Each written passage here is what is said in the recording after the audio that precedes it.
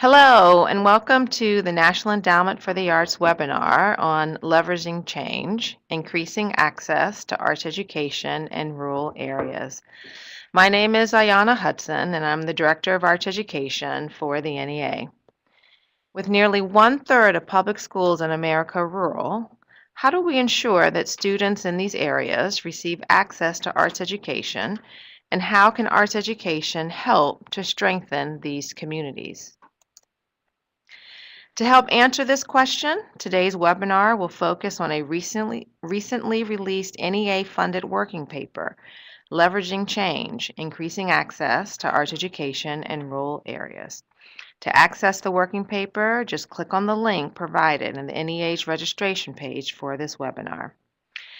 After a brief presentation by Dr. Lisa Donovan and Maren Brown, the authors of the working paper, three leaders working in rural communities, Jake Eberwein, Laura Forbes, and Tim Lampkin, will briefly share their perspective on the ideas and effective practices from the report. We'll leave plenty of time for questions from the public. Before we begin, I'd like to tell everyone you are all muted and will only be able to hear us. We are live tweeting the webinar, so you can follow along and/or post your thoughts about what's resonating with you at NEA Arts, little a, little r, little t, little s. You can submit questions or comments at any time using the Q&A box below the PowerPoint. We'll do our best to address as many questions as possible after the PowerPoint presentation. Please do not use the raise hand button. This webinar will be posted in the podcast, webcast, and webinar section of the NEA website in a few days, so you can refer to it in the future. And in case you missed any of our previous arts education webinars, all of them are archived on our website in podcast, webcast, and webinar section. So now let me introduce our presenters for this webinar. We have two distinguished guests joining us, Dr. Lisa Donovan and Maren Brown. Dr. Lisa Donovan is a professor in the Fine and Performing Arts Department at the Massachusetts College of Liberal Arts. Prior to this position, Lisa was the director of the Creative Arts and Learning Division at Lesley University and the executive director of the Massachusetts Alliance for Arts Education. She's also served as co-principal investigator of a research project funded by the Ford Foundation that focused on teachers' perspectives on the relevance of arts integration. Maren Brown works with a variety of clients nationwide on their arts management consulting and training needs, including arts service organizations such as Americans for the Arts. She is also the co-founder of the National Arts Policy Archive and Library and the co-founder of the Arts Management Degree Program, both at the University of Massachusetts Amherst. So without further ado, I will hand it over to Lisa and Maren. Thanks, Ayanna, and welcome everyone.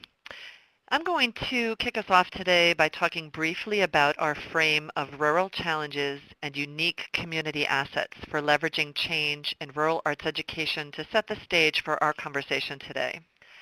In 2015, Massachusetts College of Liberal Arts received a grant of $15,000 in the first round of collective impact grants. The grant proposed an initiative called Leveraging Change, Improving Access to Arts Education in Rural Areas. I had just arrived as a faculty member at Massachusetts College of Liberal Arts, and I was eager to find regional models for advancing arts education in rural areas. I should also say that I grew up in rural upstate New York on the Hudson River in a very small town. And if you remember the Andy Griffith show, it was very much like Mayberry. My father was the judge, my brother was the mayor, and at the same time they were running the family contracting business. I knew then, and it holds true today, that living and working in rural areas has very specific characteristics that are different than urban and suburban areas. And I wanted to understand how one could create change for arts education in a rural area.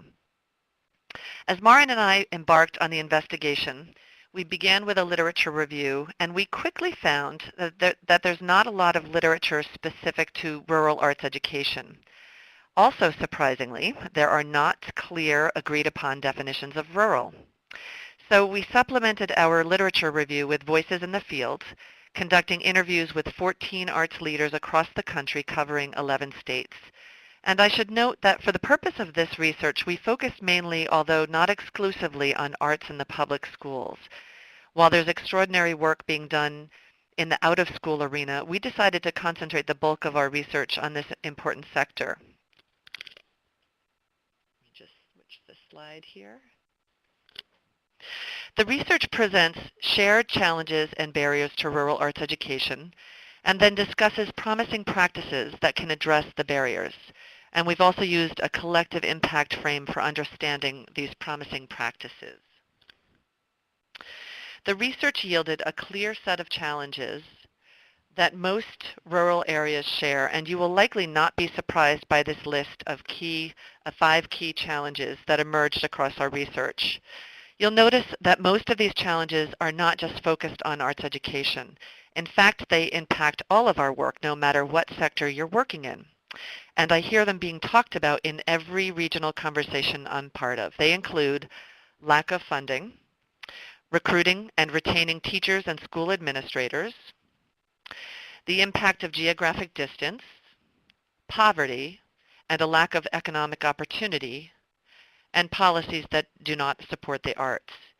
So these are not just challenges in and of themselves, because each challenge has a ripple effect that can contribute to other issues. So take geographic spread, for example, and the technology challenges we often see with a lack of broadband. If you're trying to attract leadership to a rural area and the person you want to hire has a spouse who needs to work virtually, a lack of broadband can actually be a deal breaker.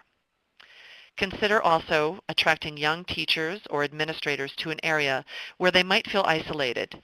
And if they intend to have a family and they haven't yet met their significant other, they may opt for opportunities in more urban centers, which makes hiring and retention of teachers and administrators challenging. In other words, these challenges are more complex than they even appear. From a collective impact perspective, understanding these challenges and their implications points to the need for a common agenda to tackle these issues as a region. John Kania and Mark Kramer first wrote about collective impact in the Stanford Social Innovation Review in 2011, and they identified 5 key elements. And these include a common agenda, shared measurement strategies, which provide alignment and accountability, mutually reinforcing activities that create a plan of action to advance the common agenda, continuous communication, which fosters the development of trust and common motivation, and a backbone organization that would handle coordination and management of communication. Another key theme that emerged quickly in the research is that rural areas have assets that set them apart from more urban areas. And so this includes things like strong relationships, the fact that everyone knows everyone, and this can actually be used to create a powerful potential network. That space is available at low and often no cost, and that there is great environmental beauty or other unique geographic features. Every rural area has unique contextual features. In Berkshire County, that includes the arts, history, and a spectacular natural environment. In presenting the research, people have responded by saying things like, well, it's great that you have rich arts assets in your area, but my area doesn't have that. But your area does have something unique, and understanding one's particular assets and unique context leads to the identification of promising practices that will work for you and your area. For example, Leon Kuhner with the Alliance for Arts Education in Iowa described how because the political caucuses happen there during elections, the frame for small group convenings that are networked is already there. He harnessed the power of that network for arts education advocacy. Here's an opportunity where he and a coalition of others could really capitalize on the structures and relationships already in place.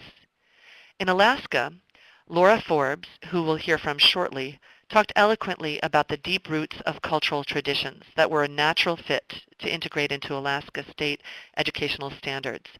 So we have shared challenges across rural areas, but we have unique assets in rural contexts. We summarized the research by unpacking the challenges as potential barriers for arts education and then went on to identify promising practices that emerged from different contexts. As we move into a conversation about promising practices, I'd ask you to consider two things.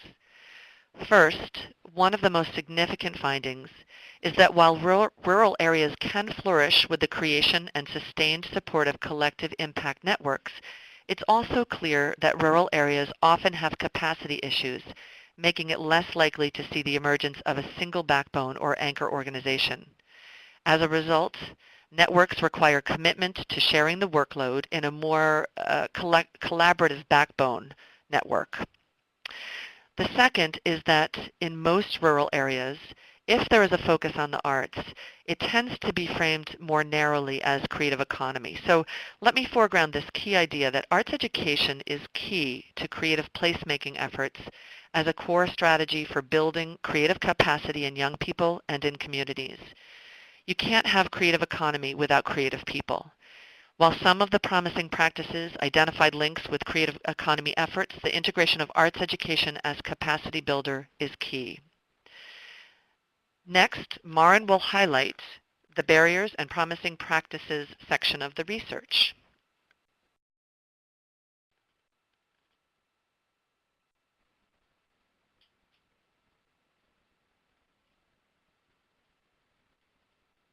Lisa, why don't you go ahead and move forward with Maren's part of the webinar?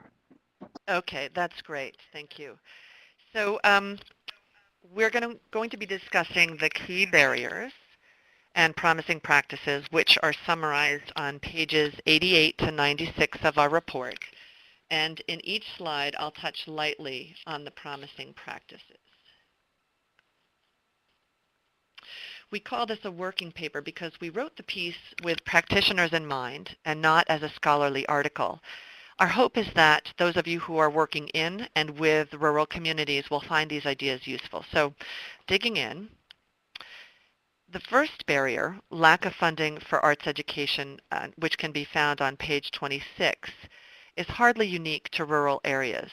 But in rural America, this takes on special significance, mainly because schools are smaller in these areas. There's limited funding for art specialists at the local level and frequently at the county level.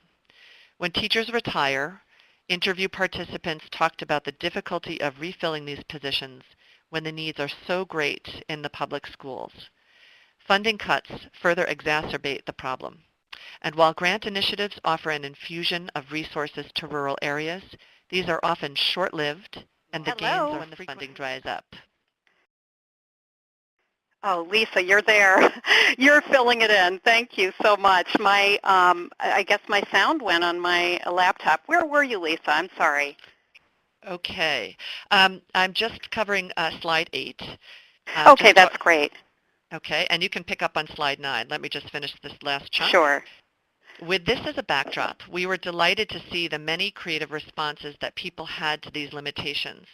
Educators who collaborated with community leaders to address pressing community needs, stories of dedicated teachers who made extremely efficient use of their limited resources, and local business leaders who offered their support to arts education projects in their communities.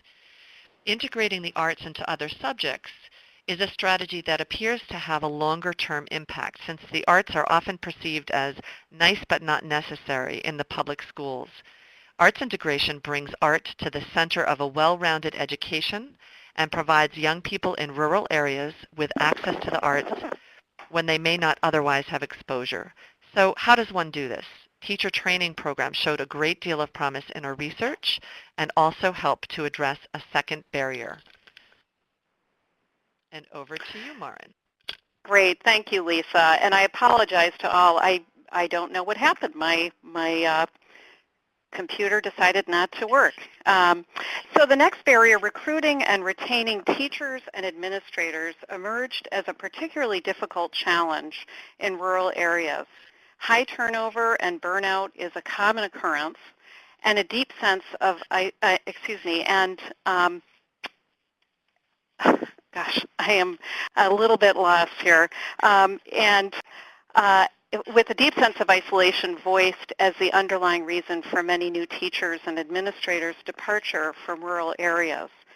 Leveraging the power of national, state, and regional initiatives, such as those in Arkansas, discussed on page 48, that are connecting with Americans for the Arts State Policy Pilot Program Initiative, also known as SP3, are excellent tools for helping to reduce the effects of isolation for high-performing teachers and administrators. Connecting educators to the local community and making use of local assets, like the natural beauty of the surroundings, were also voiced as a way to help alleviate a sense of isolation and increase the likelihood of a positive outcome. Professional learning networks like the Creativity at the Core initiative in California, discussed on page 38 of our report, that make use of online and peer-to-peer learning opportunities offer significant promise in helping to avert isolation.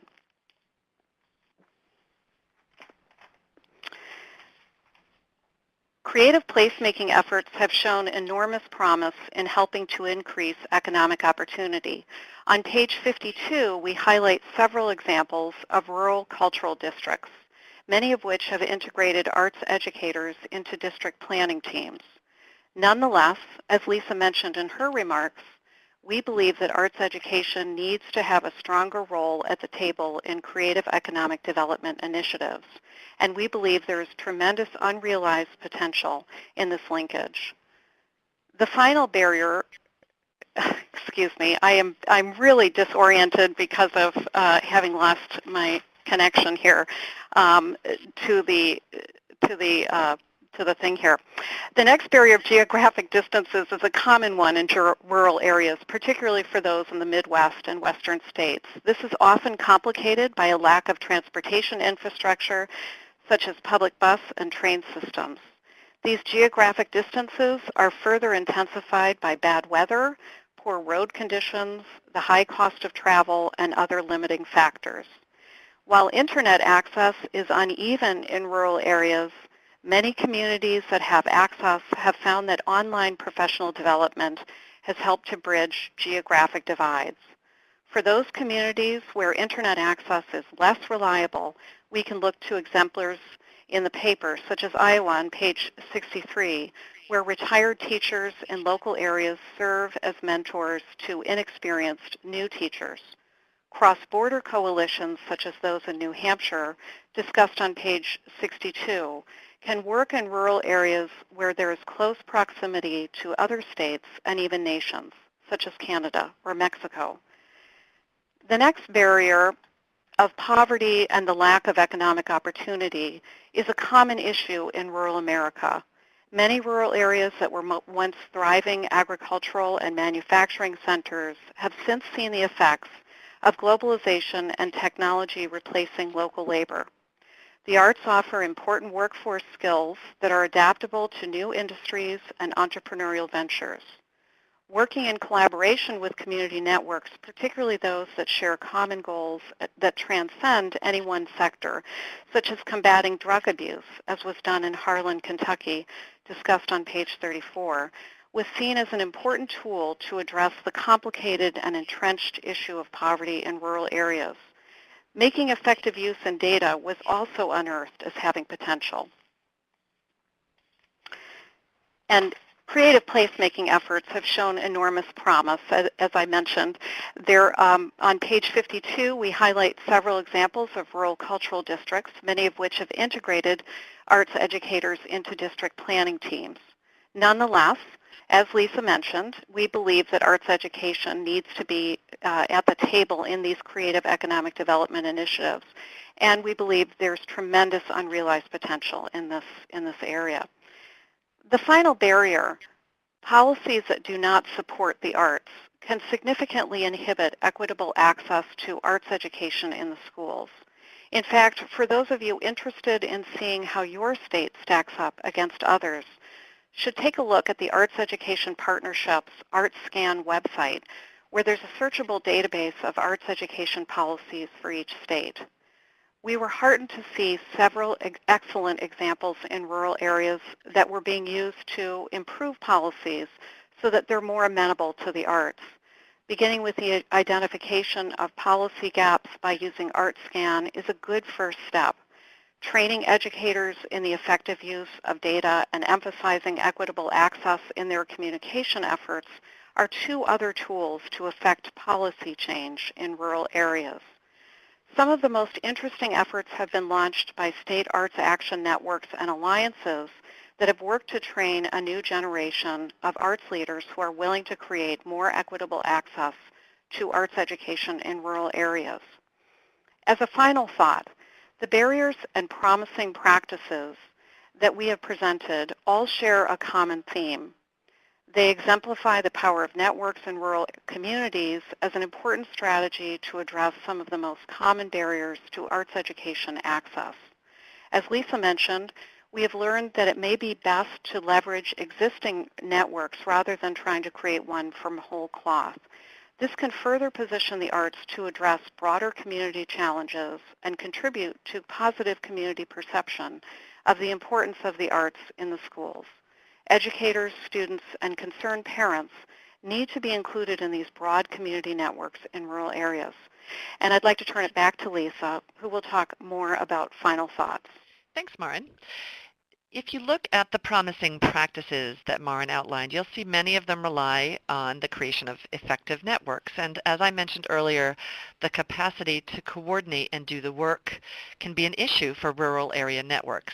So having a network where each organization is doing some of the heavy lifting creates this kind of shared collaborative backbone. Characteristics of effective networks include cohesiveness. They are organized to build relationships and connections. They tend to be built on local contexts, and they tend to be cross-sector.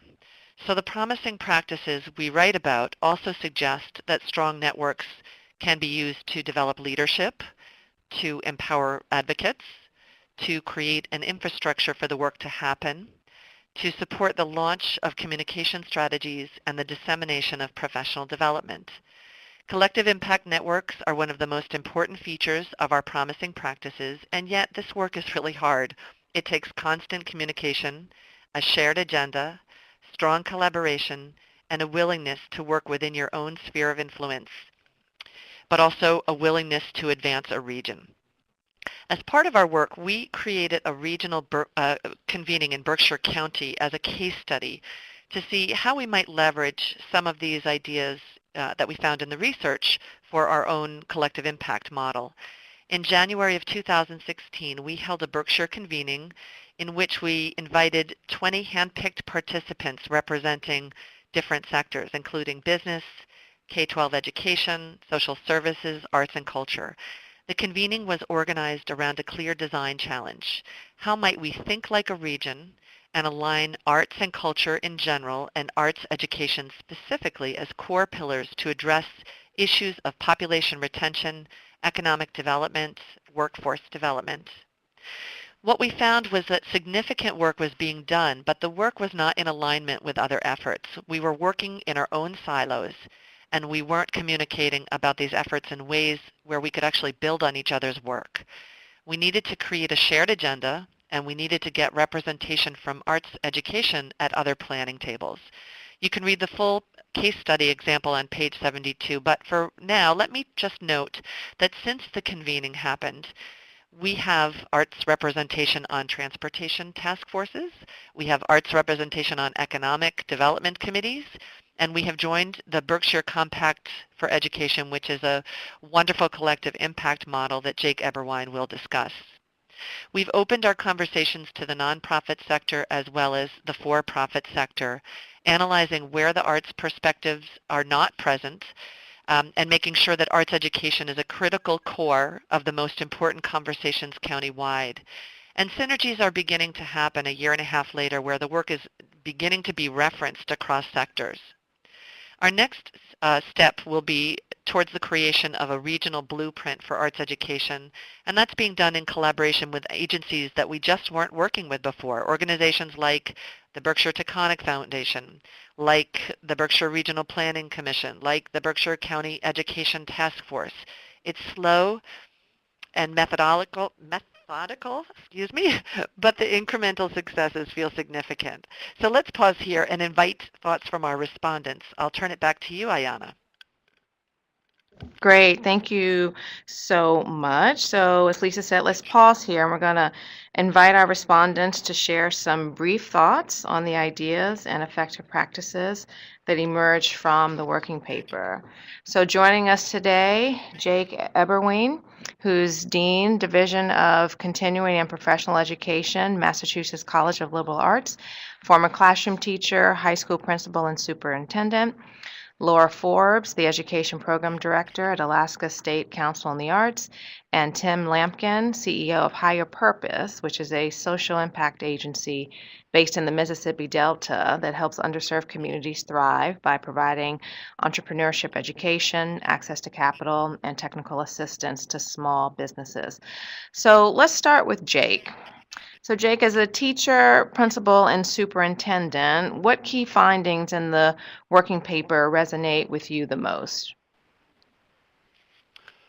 So thank you for inviting me to participate today. I guess my short answer to that is that this notion of complex regional challenges require really more intentional effort to come together as a region.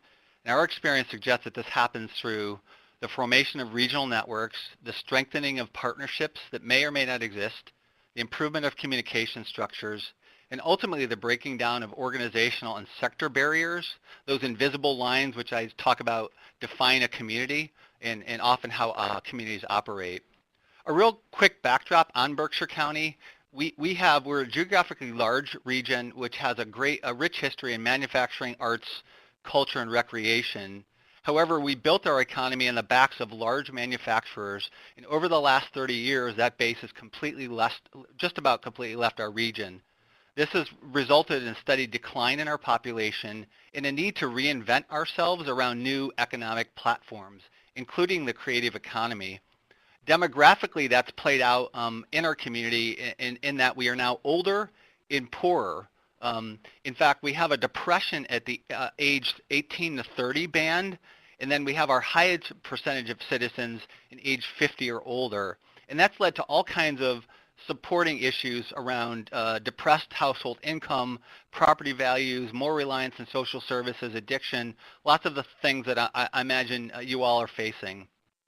This has played out in our schools that have experienced a 22% decline in their population over the last 10 years, with an anticipated additional 11% over the next decade. And that has forced immense pressure on the schools to raise more money through local tax property increases, to engage in cost-saving measures, but really ultimately to do that by cutting programs and people. And it's this last option that really we've seen negatively impacting the diversity and range of school programs. In fact, many schools, as you know and are experiencing, are narrowing their investments around core academic subjects, which are those that are high tested and ultimately end up with state level improvement ratings and rankings. The irony, of course, for us locally is that as our schools have been scaling back arts programs, our local economy pins its entire economic future, a great part of it, on the arts and creative economy as a primary strategy. Additionally, cutting arts doesn't make a lot of pedagogical sense, understanding that students are arriving with a greater level of social-emotional need, and the arts, which have once been used as an integrated strategy for engagement, self-development, self-esteem building, skill development, and expression, may be in our poorest schools glaringly absent. The final complication in our region is that we don't have any county structure. We don't have a county government. And that creates, in some cases, gaps in services, in other cases, replication or redundancy. So the good news for us is where there is immense pressure, there is often positive change. And that's where the story shifts for us. We have been experiencing a renewed spirit to more intentionally collaborate and work across sectors. And while many organizations might have hunkered down to protect their limited or declining organizational resources, we seem as a region to be moving in a different direction. Folks are opening their doors. Let me give you just a couple of examples to close my comments. The first is our Berkshire County Education Task Force.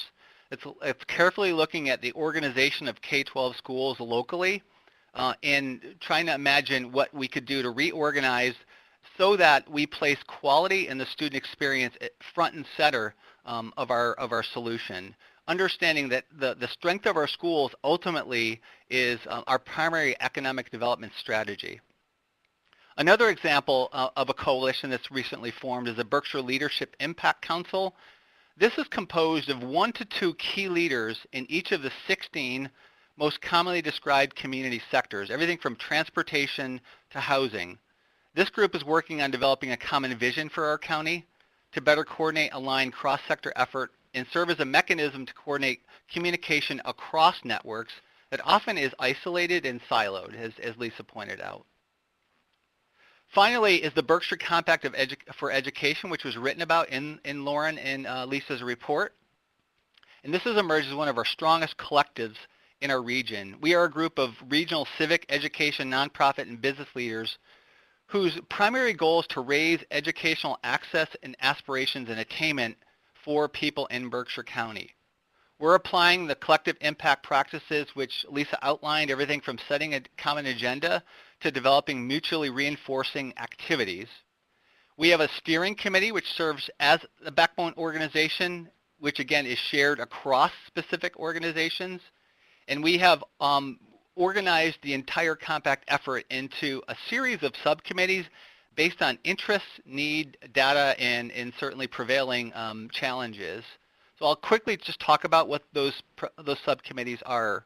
We have a group that's focused on early childhood issues, and they are specifically targeting educator and program quality. We have a group working on grades 3 to 12, and they are focused on mentoring experiences for our highest risk youth. We have a group working on workforce development, and they're focused on school-to-work connection, including internships. We have a group working on career development and exploration, and they're focusing on connecting education and career pathway. We have a group working on professional development, which is one of our more exciting ones, and they are focused on creating a regional aligned system that connects teachers in our geographically large but often isolated small urban districts. This has afforded us a backbone structure and a mindset to launch common professional development, summer workshop, courses, and ultimately a network, a digital network that structures, it supports and is facilitated through digital pathways. So the last group that we're likely going to be launching is an out-of-school time provider, which again is connecting our rich cultural subset of institutions and organizations to the schools and creating more learning opportunities and then direct services to students. So I think what Lauren and Maren capture, Lisa and Maren capture in their research, is what we are imperfectly working towards, and that is really this renewed spirit of connectedness and greater alignment of service and purpose. So while we face immense pressures, we really are coming together in a way that I think will ultimately serve our region, our citizens, and our students. Thank you. Great, thank you, Jake. And Laura, I'm going to turn it over to you now. And as a funder of arts education in a rural state, what stands out to you in the working paper? Thanks, Ayanna. I think it's exciting to see the Leveraging Change paper emerge from a collective impact effort.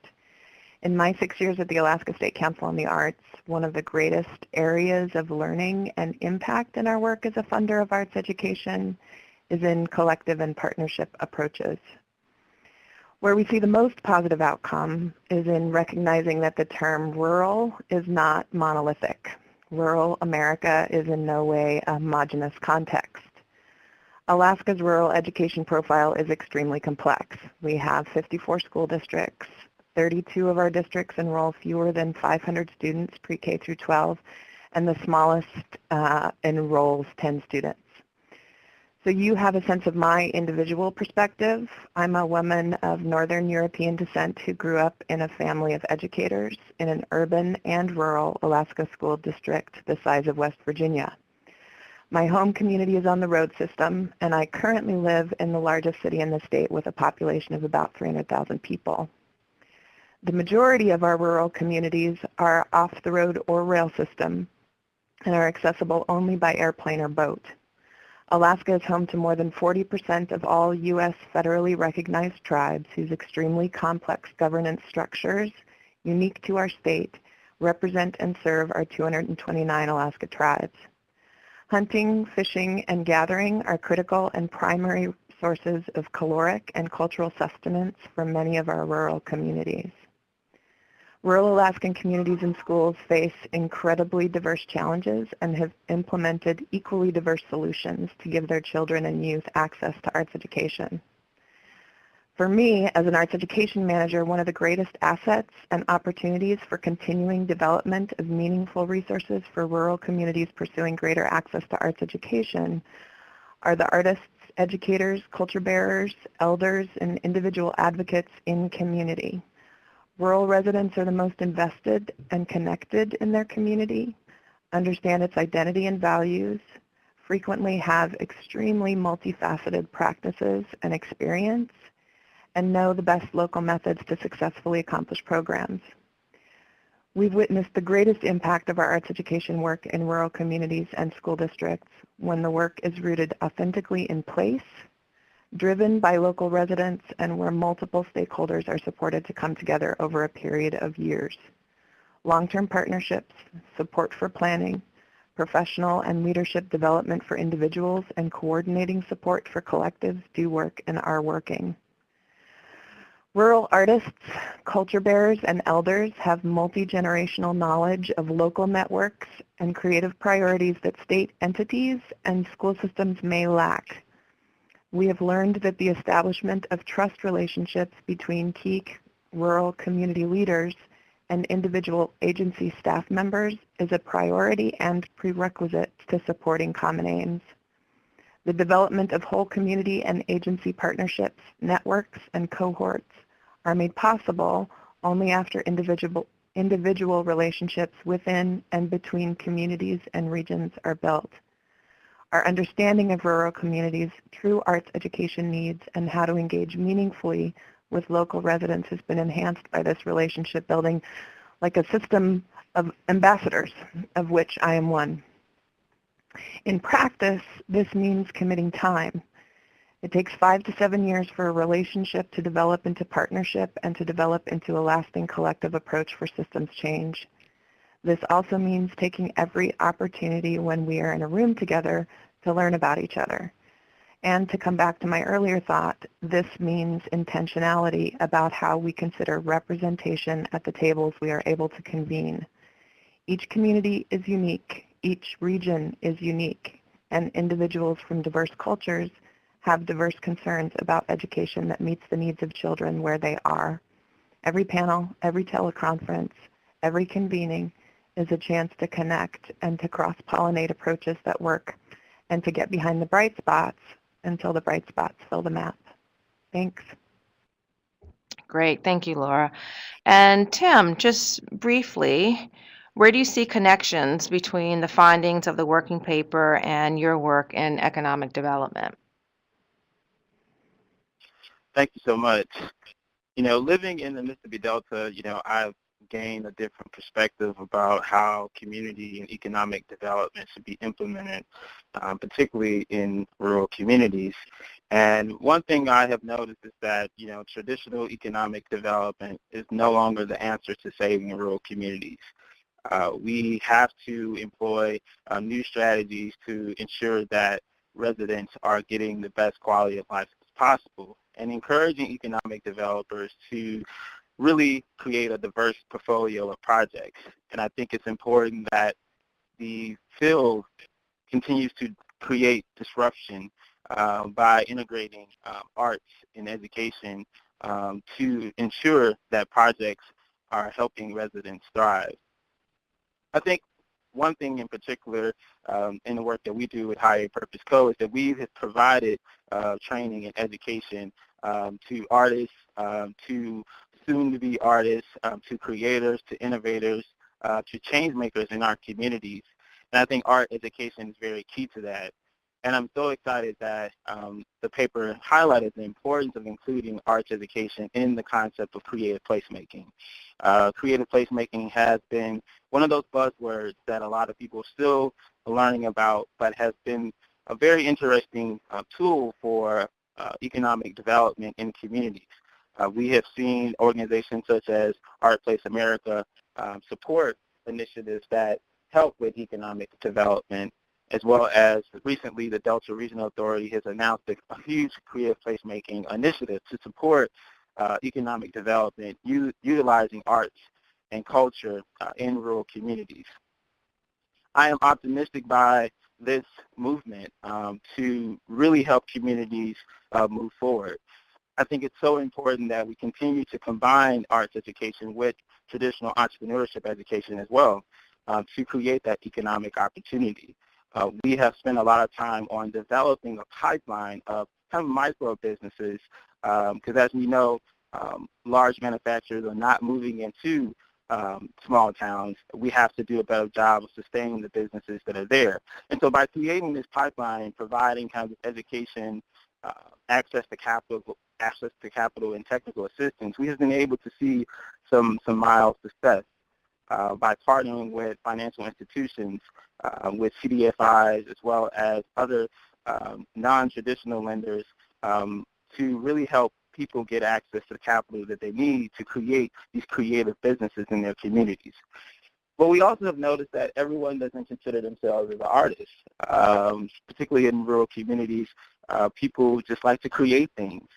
And by labeling them as artists sometimes adds on additional pressure, and even calling themselves creative entrepreneurs adds on additional responsibilities that they're not necessarily ready for. And so I think it's important for us to provide this training and education as we move forward.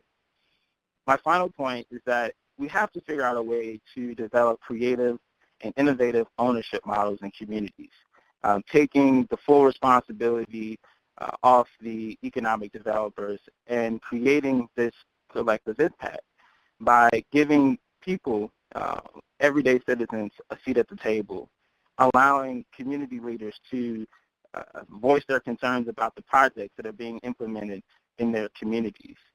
I think this is important, particularly as we talk about affordable home ownership, not just affordable housing. As we talk about mixed-use development, creating retail businesses to support these creative entrepreneurs, as well as integrating arts and culture. I think it's so important that we continue to make sure arts and culture is essential to our K-12 schools, as well as the higher institutions in rural communities. This will allow us to continue to cultivate and uplift this creative spirit that thrives in rural communities. Great. Thank you, Tim, and thank you, Jake and Laura, as well. I look forward to further exploring some of the areas and issues that you all raised as we move into dialogue and Q&A with the audience. So, Tim, let me stay with you for a minute because one of the key findings of the working paper, and this is definitely something that you address, is the inclusion of arts education in new or existing economic development or community-wide initiatives. And in fact, Jake also talked about existing efforts in the Berkshires, the Berkshire County Education Task Force, the Berkshire Leadership Impact Council, and the Berkshire Compact for Education. But I want you to address specifically what are some successful strategies of how arts and culture stakeholders can get a seat at these tables and influence the inclusion of arts education into the larger community-wide efforts, especially if the efforts have been underway for some time. Because one of the things I heard you clearly say is, you know, as citizens in rural communities, they need to have a seat at the table. So for arts and culture specifically, what are some successful strategies to get a seat at the table? Well, I'll first say that, you know, rural communities, organizations operating in rural communities cannot afford to continue to be in silos. Just given the context of how rural communities are developed and shaped, from the economic standpoint, we just cannot afford to continue to operate by ourselves. Some strategies that I have been integrating personally as well as encouraging others is to go and continue to do professional development. Not professional development necessarily in your field where you're comfortable, but going outside the box and getting a little bit uncomfortable. So the idea of cross-training. Arts educators going to economic development conferences, or economic developers going to arts conferences. I think that's very simple, but I think it's also something that people have not necessarily considered enough in terms of getting additional education about different sectors and how they can collaborate. I think it's also important that we continue to have this conversation and develop some common language that meets the needs of artists as well as the economic development industry. Job creation is huge, right? Tourism, arts and culture has their own language, and I think we have to figure out a way to have that common ground to make sure that we are developing the verbiage to attract additional funding, because that's something else that was also highlighted in the paper, is that funding is an issue. But if we can figure out a way to work together, if we can figure out a way to understand how different industries can collaborate and then create common language around that to go to funders, to apply for additional grants to help implement projects in our communities, I think that's a great start.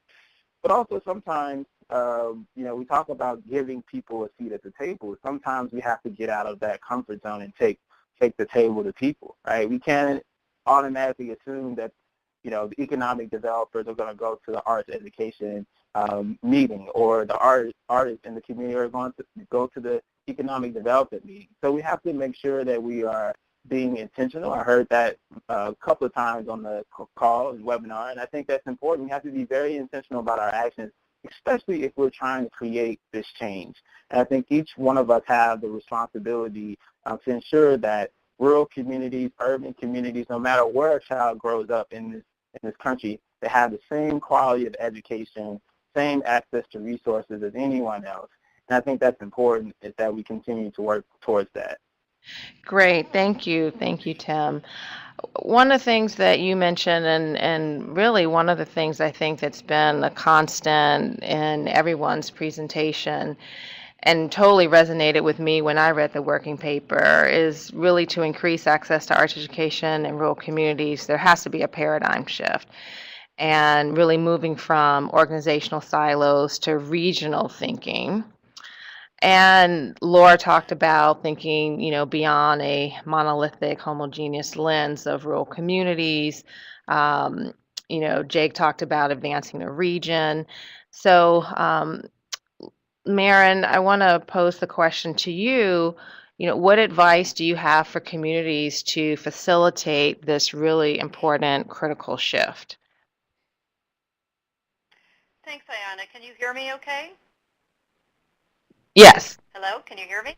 Okay, great. I just wanted to make sure that that's coming through.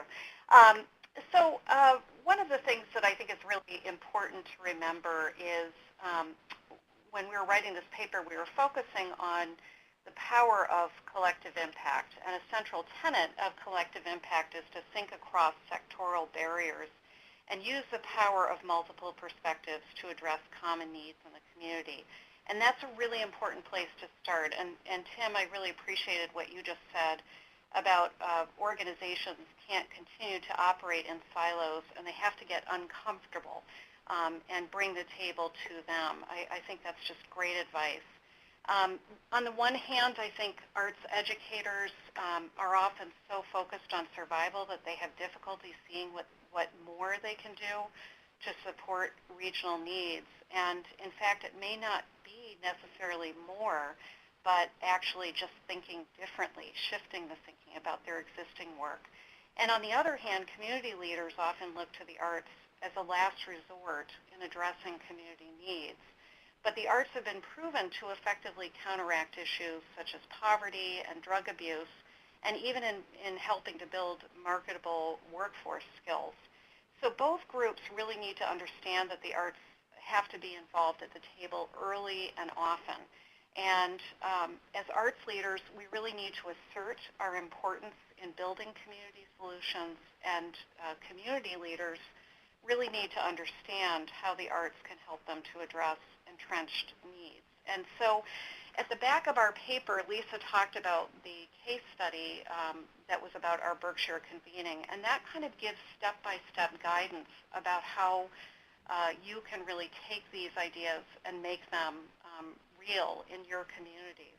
And I also recommend that people take a look at the Americans for the Arts website, including Animating Democracy and the SP3 initiatives, and also the National Guild for Community Schools of the Arts, the National Endowment for the Arts research websites, and the ArtScan website from Arts Education Partnership. All of these sites really give us great ideas and inspiration for our work.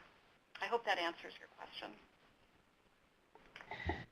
Great, thank you. And let's switch gears for just one moment and dive into the issue of technology that was raised earlier. And Jake, I'm going to ask you, I'm looking at our time, so I'm going to ask all of our speakers to be super brief. But technology was cited as one of the effective practices to increasing access. Can you just talk very briefly about the pros and cons of technology for instruction and or professional development? And this is especially important as it relates to, as you have talked about in your community, and Laura talked about as well, small school districts that depend on a shrinking tax base for funding. Yeah, well, again, real briefly, I think there's a variety of positives to the use of technology. One is when we convene teachers in collaborative professional development on release days or in the summer, we create a digital mechanism for those folks to connect throughout the year, because many of those teachers are working as the only disciplined content teacher or even maybe grade level teacher in their small school.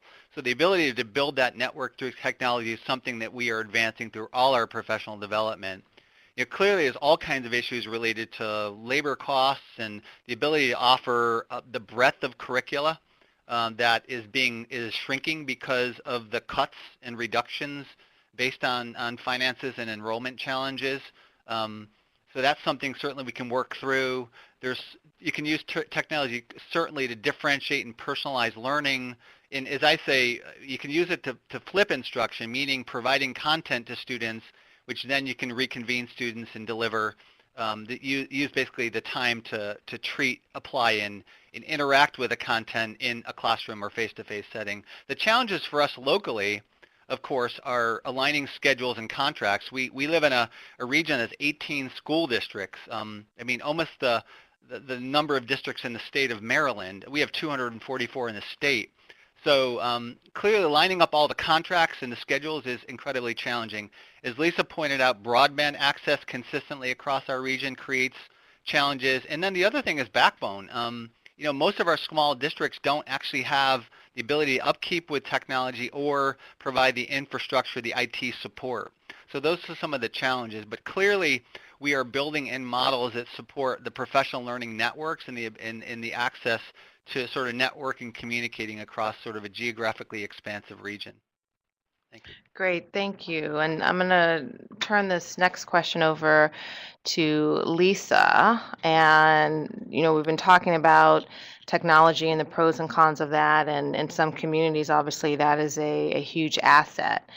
And in the report, it talked about rural communities are rich in assets, and it's important to understand your community's unique assets. So can you just talk very briefly, how do you identify and map community assets, and how do you use this data once it's collected?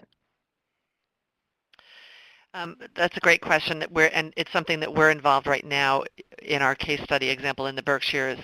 We are starting with convenings and really engaging different stakeholders. So we just had a convening of arts organizations in schools, and we did a whole mapping process.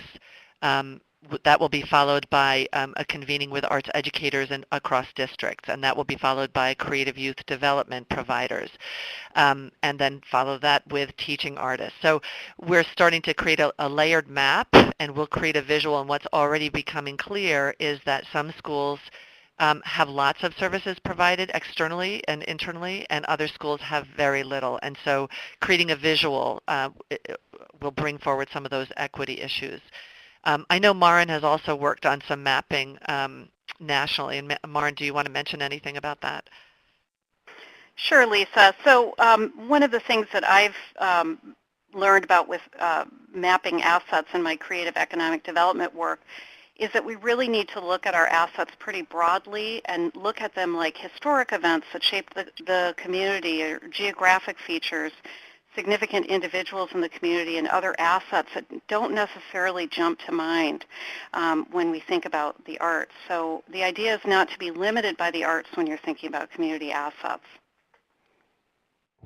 Great, thank you all. And last question to Laura. I'm going to turn here and talk about funding, which was identified as one of the challenges and one with special significance in rural communities. And there were some creative strategies for funding arts education. Some were discussed, but I want to, in the minute or two we have left, just push our thinking a little. And I'm going to ask Laura just to talk very briefly about strategies that could be utilized to create funding streams that support the really important paradigm shift that we've talked about, moving from organizational silos to regional thinking and working toward shared goals so that all students are served.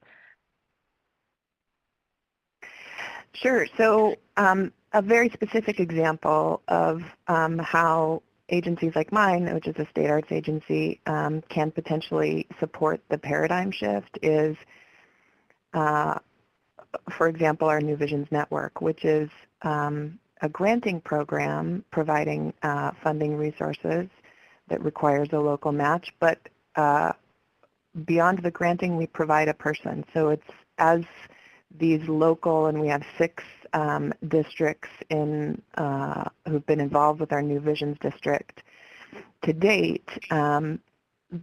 Part of what is provided is a backbone. So as funders kind of look at engaging with this arts education work and this paradigm shift, it would be useful to think about if one of those pieces that can be really challenging for bringing people together around common aims, around constant communication, around community engagement, is someone to help do that until it's got legs and until it's part of a network of networks.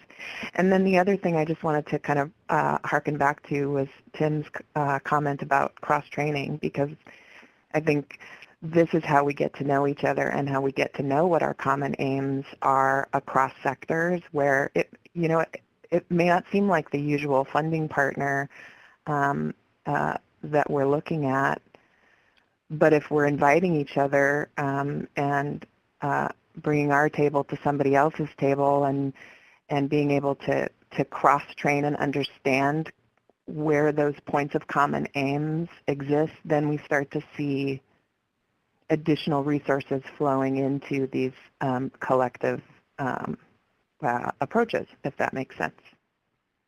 It does, and thank you. Thank you all so much. This is all the time we have for today. I'd like to deeply thank Lisa, Maren, Jake, Laura, and Tim for joining us and sharing really important insights about how to move forward arts education in rural communities. I know I learned a lot from today's conversation, and I hope our audience participants did as well. We invite you to stay in touch with us at the NEA. If you'd like to receive our newsletter or contact us, please note the links on this slide or visit arts.gov. Please also note the link on this slide to submit your name to be considered as a panelist for the NEA. Panelists play such a central role in reviewing applications for funding. Please remember that this webinar will soon be archived permanently on the NEA website at arts.gov if you'd like to reference it in the future, or if you'd like to share it with your colleagues and partners. Thank you so much for joining us today.